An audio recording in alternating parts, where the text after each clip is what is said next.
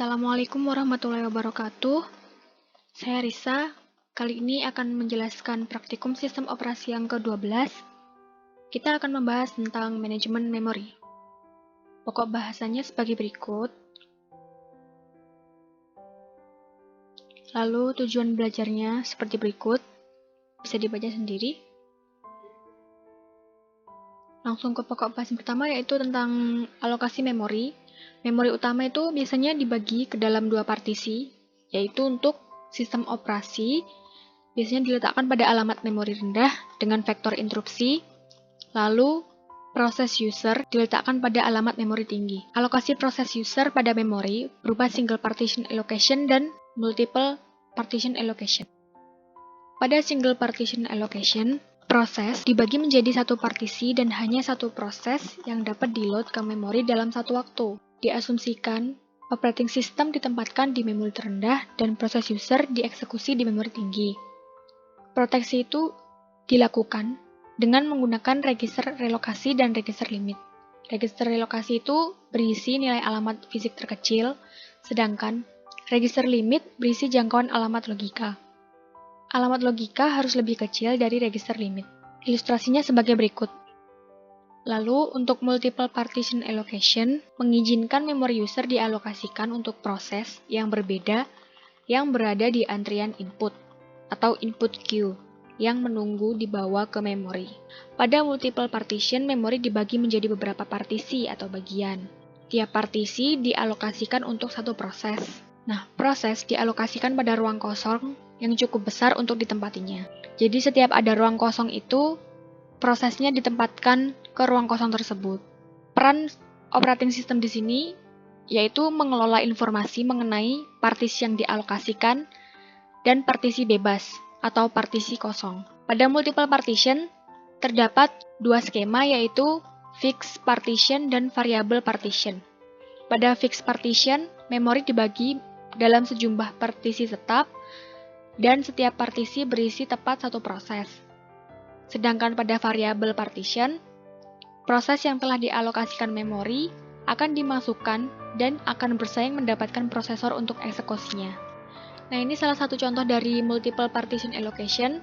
Terdapat 3 proses, yaitu proses 5, proses 8, dan proses 2. Ketika proses 8 selesai, maka dia akan terminate dan mengalokasikan sebuah hole atau ruang kosong untuk proses yang akan datang. Kemudian datang proses 9, dia akan menempatkan pada ruang kosong sesuai dengan ukuran prosesnya. Sisanya akan dijadikan hole untuk proses lainnya. Lalu datang proses 10 yang akan menempati ruang kosong yang tersedia sesuai dengan ukurannya.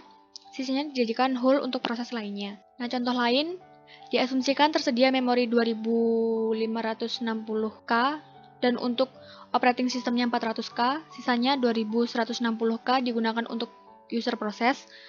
Diasumsikan terdapat 5 job, proses 1 sampai dengan proses 5 terdapat pada input queue.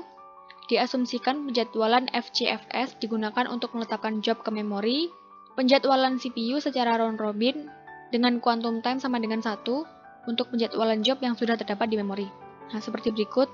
Akan masuk proses 1, proses 2, proses 3. Kemudian karena proses 2 waktunya paling kecil, maka dia akan terminate, lalu akan membuat alokasi memori untuk proses yang akan datang. Kemudian masuk proses 4, karena proses 1 sudah masuk duluan dan kemudian waktunya paling kecil antara proses 3 dan proses 1, maka proses 1 terminate dan mengalokasikan memori untuk proses yang lain. Kemudian masuk proses 5. Terdapat beberapa strategi yang digunakan pada variable partition. Yang pertama itu first fit, di mana alokasi lubang pertama yang cukup untuk proses.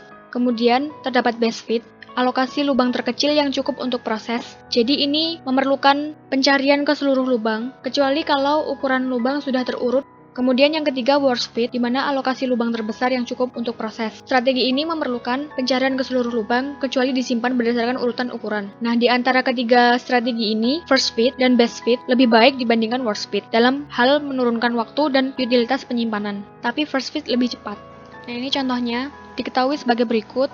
Terdapat memori untuk operating system, kemudian terdapat 3 hole, yaitu hole 25, hole 15, dan hole 30. Lalu, P6 ini akan masuk dengan kebutuhan memori 10M, maka untuk first fit-nya, dia langsung merujuk kepada hole yang pertama. Kemudian untuk best fit-nya, dia akan mencari sisanya yang paling kecil. Nah, kalau dilihat dari ketiga ini, maka yang paling kecil adalah hole 2, hole yang 15 ini. Kemudian untuk worst fit, dia akan mencari yang paling besar, yaitu hole 3 atau hole 30.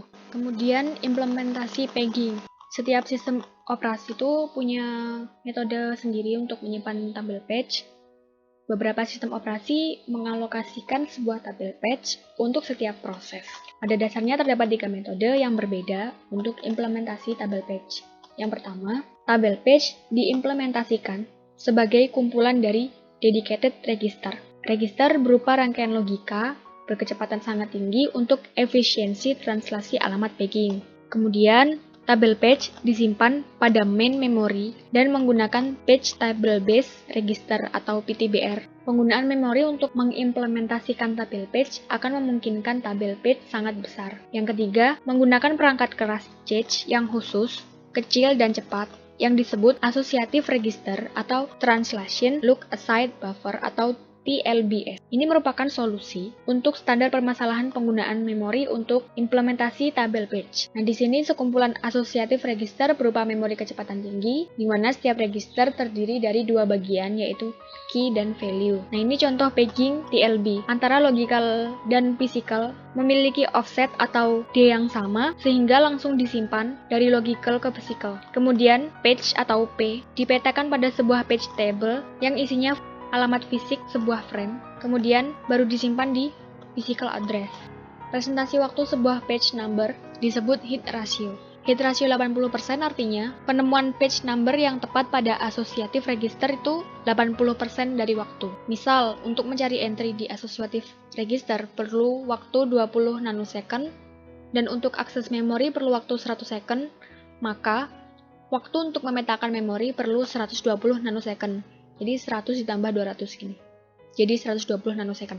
Apabila tidak ditemukan page number pada associative register, yaitu 20 nanosecond, maka akan diakses tabel page di memori terlebih dahulu, yaitu 100 nanosecond. Kemudian akan diakses ke lokasi memori yang tepat, yaitu 100 nanosecond. Sehingga efektif access time-nya atau EAT-nya, yaitu 0,8 yang diperoleh dari 80% ini, dikali 120 dari sini, ditambah 0,2 yaitu 1 dikurangi 0,8 jadi 0,2 dikali 220 yang diperoleh dari 100 nanosecond akses lokasi memori yang tepat, ditambah akses tabel page di memori, kemudian ditambah associative register, jadinya 140 nanosecond. Pada kondisi ini terjadi penurunan kecepatan waktu akses memori hingga 40%. Nah, hit ratio berhubungan dengan jumlah associative register. Jika jumlah associative register antara 16 sampai dengan 512, maka hit ratio-nya dapat mencapai 80 hingga 98%. Jangan lupa dikerjakan tugas pendahuluannya dan percobaan praktikumnya. Berikut saya akan mencontohkan program untuk percobaan praktikumnya. Di sini saya menggunakan bahasa Java. Kalian terserah mau pakai bahasa apa. Bebas, ini hanya contoh saja. Ketika di run, maka akan muncul nomor proses, proses size, dan nomor blok pada first fit, best fit, dan worst fit. Pada best fit seperti berikut, kemudian pada worst fit sebagai berikut. Kemudian pada percobaan kedua, kita diminta untuk membuat program untuk menghitung penurunan kecepatan memori seperti kasus yang diselesaikan pada tugas pendahuluan nomor 7. Nanti kalau di run, programnya seperti berikut. Kita diminta untuk memasukkan hit ratio, misal hit ratio-nya 0,2. Kemudian kita masukkan waktu untuk mencari entry, misalnya 5. Kemudian waktu akses, misalnya 40. Waktu akses tabel, misalnya 40 juga. Kan nanti akan dihitung EAT-nya dari program segini dan penurunan kecepatan segini. Pokoknya nanti programnya kurang lebih tampilannya kayak gitu. Mau dikombinasi semenarik mungkin, lebih bagus. Sekian yang dapat saya sampaikan. Apabila masih ada yang mau ditanyakan, silahkan diisi di kolom diskusi SPADA yang ke-12. Ini merupakan praktikum terakhir kita. Tetap semangat mengerjakan laporan praktikum.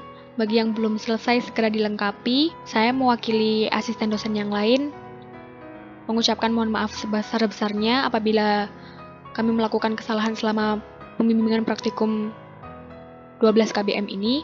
Semoga ilmu yang kami sampaikan kepada teman-teman semua bisa bermanfaat. Semoga sehat selalu. Sebentar lagi libur. Jangan lupa dikerjakan laporan praktikumnya. Wassalamualaikum warahmatullahi wabarakatuh.